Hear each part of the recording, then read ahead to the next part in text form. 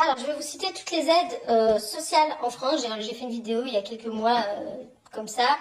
Je vous la refais. Donc, j'ai noté, vous avez les APL, l'ALF, l'ALS, ça c'est les aides au logement.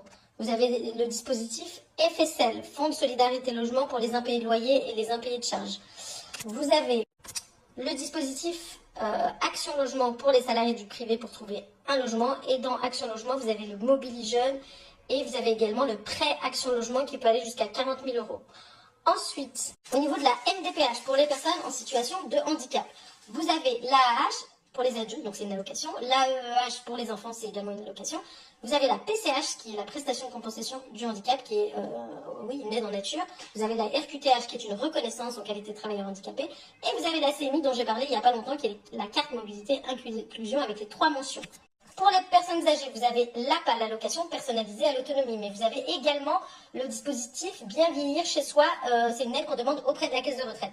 Au niveau de la GIRCARCO, donc la complémentaire retraite, vous pouvez demander aussi un dispositif qui s'appelle Sortir Plus. Et dans toutes ces caisses de retraite, vous avez des actions sociales, enfin une action sociale avec des fonds sociaux pour des aides ponctuelles. Je vais vraiment pas aller dans les détails, si je vois qu'il y a beaucoup de questions, je ferai des vidéos. Ensuite, vous avez l'ASPA, qui est le minimum vieillesse, lorsque vous n'avez pas assez cotisé au niveau de pour la retraite, vous avez la possibilité de toucher l'ASPA.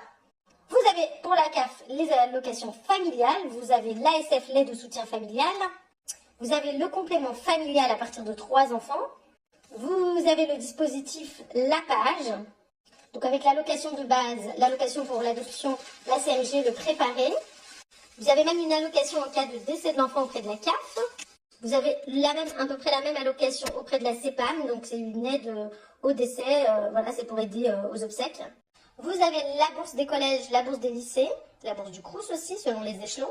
Vous avez la fameuse prime d'activité, vous avez le RSA, vous avez les chèques VACAF de la CAF, donc ce sont des chèques vacances. Bon, évidemment, toutes ces aides, c'est sous condition de ressources. Hein. Vous avez la prime de Noël, au niveau de la CAF aussi. Vous avez l'allocation de solidarité spécifique versée par Pôle emploi une fois que vous arrivez à la fin de vos droits de chômage. J'ai oublié de vous parler de l'allocation de rentrée scolaire au niveau de la CAF. Après, vous avez ce qu'on appelle des aides locales au niveau de votre ville. Ce sont des aides ponctuelles, il faut vous renseigner au niveau local. Auprès d'une assistante sociale de secteur, vous avez les aides départementales et les aides régionales. C'est vraiment en fonction des départements et des régions. Je ne vais pas toutes vous les citer.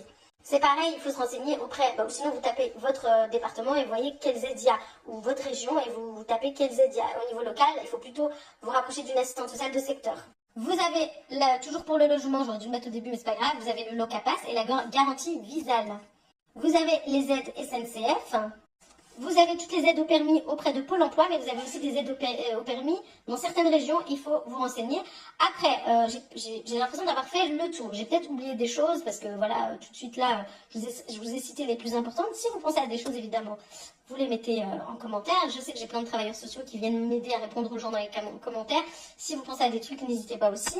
J'ai pas cité tout ce qui est près de la CAF, aide spécifique de la CAF, parce que ça c'est pareil, c'est au niveau départemental que ça se passe, il faut vous renseigner au niveau départemental. Donc vous appelez la CAF, vous voyez s'il y a des prêts possibles pour telle ou telle chose ou des aides spécifiques au département.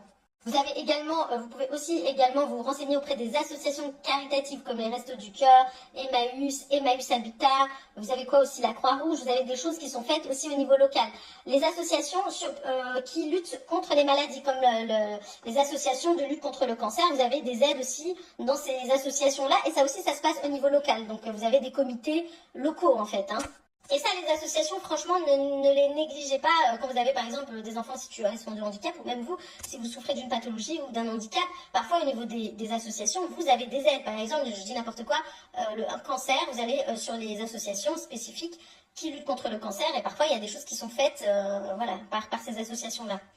Bon, j'ai sûrement oublié des trucs. Oui, par exemple, pour les étrangers en situation irrégulière, vous avez l'aide médicale d'État, parce que d'ailleurs, c'est une des seules aides pour les migrants, parce que beaucoup disent que, bon, on aide que les migrants, c'est pas le cas du tout. Les pauvres, ils n'ont pas grand-chose.